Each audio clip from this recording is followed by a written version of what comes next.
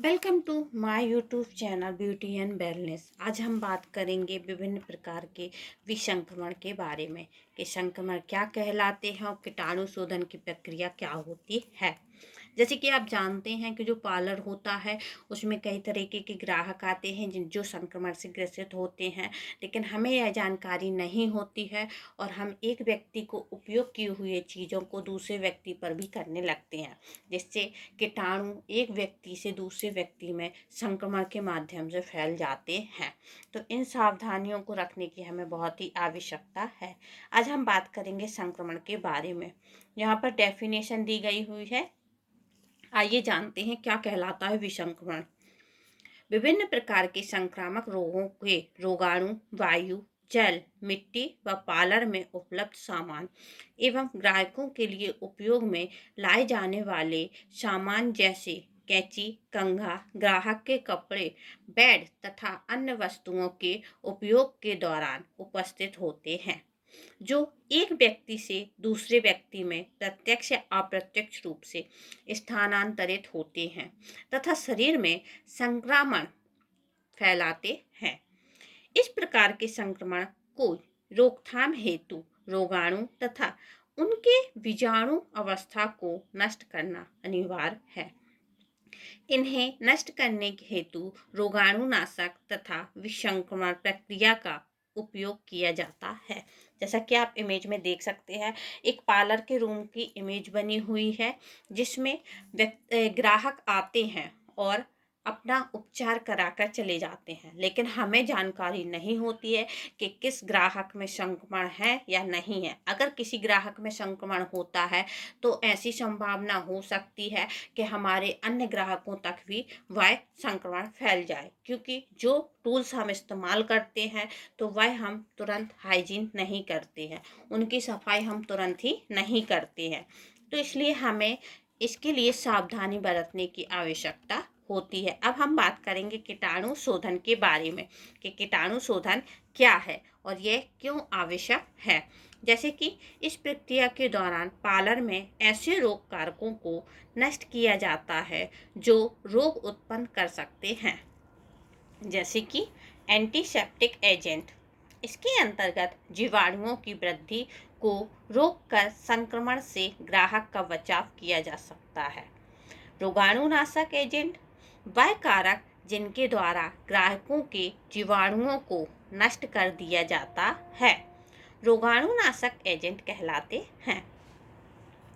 अन्य है bacteriostatic agent. यह पार्लर में होने वाले जीवाणुओं के बहुगुणन तथा वृद्धि को रोकता है। अब हम बात करेंगे रोगाणुरोधी एजेंट के बारे में। रोगाणुरोधी एजेंट में एंटीसेप्टिक और रोगाणुनाशक दूषित घाव जैसे त्वचा का कट जाना, थ्रेडिंग के दौरान ब्लड आना, वैक्सिंग के दौरान जल जाना या त्वचा की सतहों के कीटाणु शोधन में सबसे मूल्यवान है, जब इसकी जीवाणुनाशक और विषाक्त सांद्रता के बीच एक बड़ा अंतर होता है। हालांकि जब एक एंटीसेप्टिक का उपयोग पार्लर के दूषित उपकरणों व अन्य निजी वस्तुओं को कीटाणु रहित करने के लिए किया जाता है। जैसे कि आप जानते हैं, एंटीसेप्टिक, रोगाणुनाशक, बैक्टीरियोस्टैटिक और रोगाणुरोधी एजेंट, इन सभी वस्तुओं का उपयोग हम पार्लर को सुरक्षित रखने के लिए करते हैं, क्योंकि जब थ्रेडिंग के द्वारा काटा जाता है तो ब्लड आ जाता है और एक ग्राहक का ब्लड दूसरे ग्राहक को नहीं लगना चाहिए। जब कोई किसी की वैक्सिंग की जाती है तो हो सकता है वैक्स गर्म होने के कारण वह जल जाए, जिससे स्पंज के माध्यम से हम डिटॉल में भिगोकर और पानी में भिगोकर उसके हाथ को ठंडा करने के लिए या फिर साफ करने के लिए उपयोग में लाते हैं। तो एंटीसेप्टिक एजेंटों की हमें बहुत ही आवश्यकता होती है जो कीटाणु शोधन में उपयोगी होते हैं।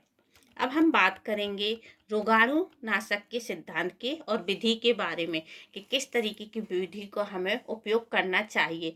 जैसे कि आप जानते हैं, दो तरीके की विधि होती है, समवर्ती और अंतिम विधि।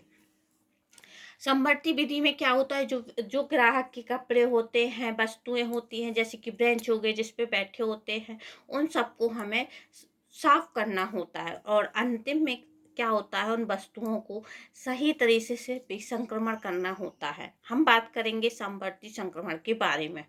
इस प्रक्रिया के अंतर्गत ग्राहक के उपचार के दौरान ग्राहक से संबंधित वस्तुएं जैसे टेबल, कपड़े व अन्य वस्तुओं का विसंक्रमण किया जाता है।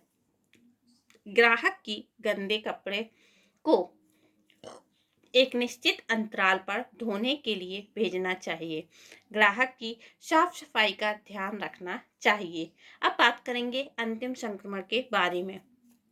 इसके अंतर्गत ग्राहक के उपचार के दौरान ग्राहक के जाने के पश्चात तक उससे संबंधित सभी वस्तुओं का भी विसंक्रमण किया जाना चाहिए। जैसा कि आप इमेज में देख ही सकते हैं, एक महिला बैठी हुई है जो कि बेड पर लेटी हैं।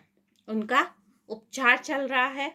जैसे कि जो बेड है, बेड पर चादरें हैं और जो महिला ने एप्रन पहना हुआ है। तो इन सब को सुरक्षित करने के लिए इनको समय समय पर स्वच्छ करके रखना चाहिए, ताकि हम इन वस्तुओं का अगर दूसरे ग्राहक पर इस्तेमाल करें तो उनको संक्रमण ना हो। अब हम बात करेंगे ग्राहक का उपकरणों का विसंक्रमण और देखभाल। अब जो टूल्स होते हैं हम पार्लर में उपयोग में लाते हैं, उन टूल्सों को हम किस तरीके से स्वच्छ रख सकते हैं और हम अपने पार्लर में किस तरीके से सफाई रख सकते हैं, इनकी जानकारी होना चाहिए। विसंक्रमण प्रक्रिया द्वारा ग्राहकों के विभिन्न वस्तुओं को जीवाणु मुक्त रखा जाता है। ग्राहक की देखभाल में विसंक्रमण की महत्वपूर्ण भूमिका होती है।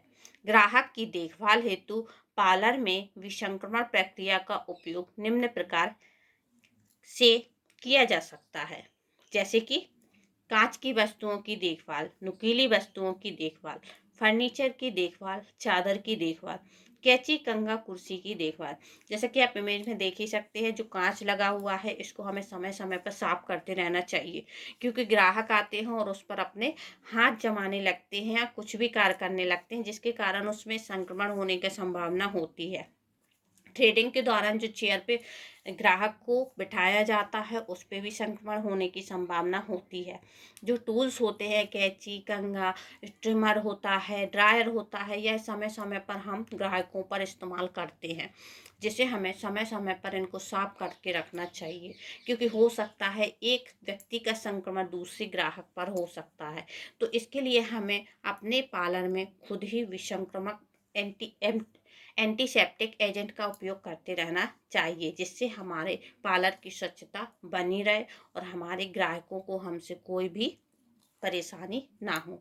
और जो भी ग्राहक हमारे पार्लर में आए वह हमारी साफ सफाई एवं स्वच्छता के द्वारा अच्छा और खुश होकर जाए, जिससे हमारे पार्लर को भी अच्छी प्रचार होगा और हमारे पार्लर में और भी ग्राहक आने की संभावना बढ़ जाएगी। धन्यवाद। लाइक, कमेंट और चैनल को सब्सक्राइब करना ना भूलें और बेल आइकन पर जरूर क्लिक करें।